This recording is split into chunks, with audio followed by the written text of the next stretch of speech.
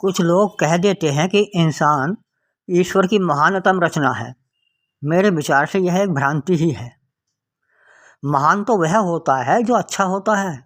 इंसान कैसे सभी प्राणियों से अच्छा है? असल में हमने अपनी मनुष्य योनि को बहुत महत्वपूर्ण मान लिया है।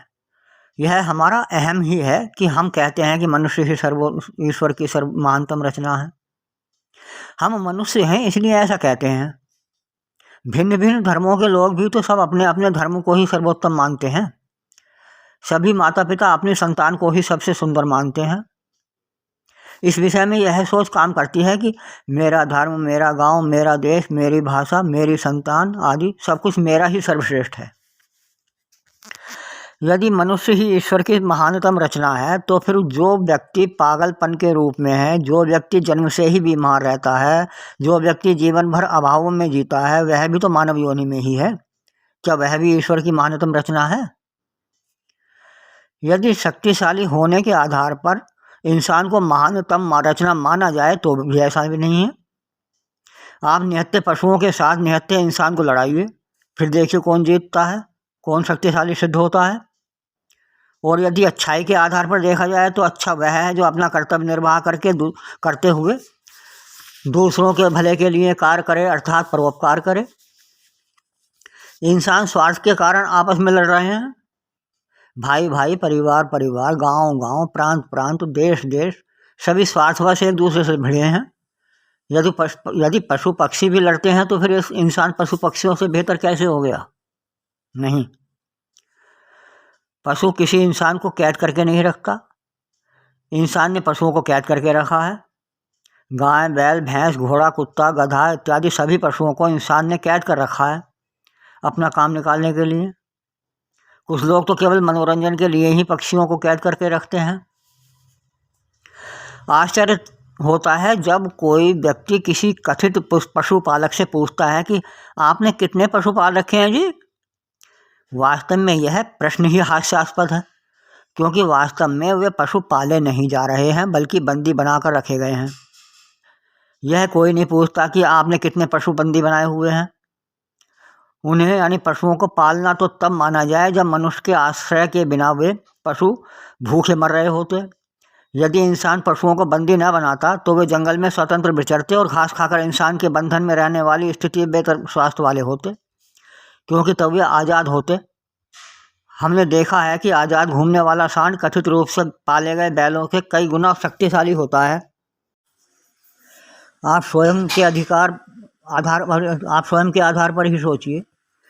यदि आपको बंदी गृह में डाल दिया जाए और अच्छा भोजन भी आपको दिया जाए तो क्या आप बंदी गृह में रहना पसंद करेंगे? नहीं, आप रूखा सूखा खाकर भी स्वतंत्र रहना अधिक पसंद करेंगे। एक भिखारी भी जेल में रहना पसंद नहीं करेगा, चाहे उसे कितना भी स्वादिष्ट अच्छा भोजन आप खिलाने का वादा करें। खैर, मूल विषय पर आते हैं।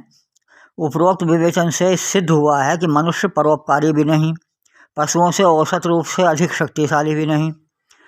तो फिर वह महानतम कृति कैसे है? क्या बुद्धि के कारण? नहीं, कुछ मनुष्येतर प्राणी भी कुछ मामलों में मनुष्यों से आगे हैं। चींटियां वर्षा होने से पहले ही बिना किसी यंत्र के जानकर अपने अंडों को सुरक्षित स्थानों पर ले जाकर रखने लगती हैं, और कुछ पशु पक्षी सुनामी आने से पहले ही सुनामी आशंकित क्षेत्र को छोड़कर भागने लगते हैं, जबकि मनुष्यों के बारे में ऐसा नहीं है। मैंने एक फाख्ता नामक चिड़िया को स्वयं देखा है, जो कहीं से रुई जैसी चीज़ लाकर उसे धागे जैसा रूप देकर एक छोटे से अमरूद के पेड़ के 3 पत्तों को आपस में जोड़ रही थी। उसने उन पत्तों को घोंसले का रूप दिया और 2-4 दिनों के बाद उसमें हमने उनके अंडे देखे। क्या उस चिड़िया की यह बुद्धिमत्ता नहीं थी? क्या आपने कभी बया नामक पक्षी का घोंसला देखा है? वह एक एक तिनका इकट्ठा कर इस तरह का घोंसला बनाता है कि कौवा जैसा चालाक पक्षी भी उसमें नहीं घुस सकता। क्या कोई इंसान बिना किसी यंत्र के ऐसा कर सकता है? बये द्वारा एक एक तिनका लाकर और बिना किसी यंत्र के वैज्ञानिक आधार पर घोंसला बनाना क्या बुद्धिमानी नहीं? मैं समझता हूँ कोई भी मानव उसके घोंसले जैसी रचना नहीं कर सकता, बशर्ते कि वह बहुत लंबे समय तक उसका अभ्यास न करे। किंतु बया पहली बार में ही ऐसी रचना कर डालता है। वय की तो कुल उम्र ही मनुष्य की अपेक्षा बहुत कम होती है। मात्र थोड़ी सी उम्र में ही वह ऐसी रचना कर देता है कि जवान या बूढ़ा आदमी भी नहीं कर सकता। साल 2 साल के अबोध बच्चे की तो बात ही छोड़िए। अब आते हैं समझदारी पर। जितनी अवस्था में मनुष्य का बच्चा ढंग से बोलना भी नहीं जानता, बया का बच्चा उतनी अवस्था में पूरा समझदार हो जाता है। फिर इंसान ईश्वर की महान कृति कैसे है? वास्तविकता यह भी है कि हम इंसान अपने मुंह मियाँ मिट्ठू बन जाते हैं, यह कहकर कि इंसान ईश्वर की सर्वोत्तम रचना और या कृति है। अन्य प्राणियों को हानि पहुंचाने के अतिरिक्त इंसान और करता ही क्या है? फिर भी ईश्वर की सर्वोत्तम रचना वो स्वयं को माँ कहता है। पशुओं से काम करके खाता है, महान स्वयं बनता है। वाह रे महान प्राणी।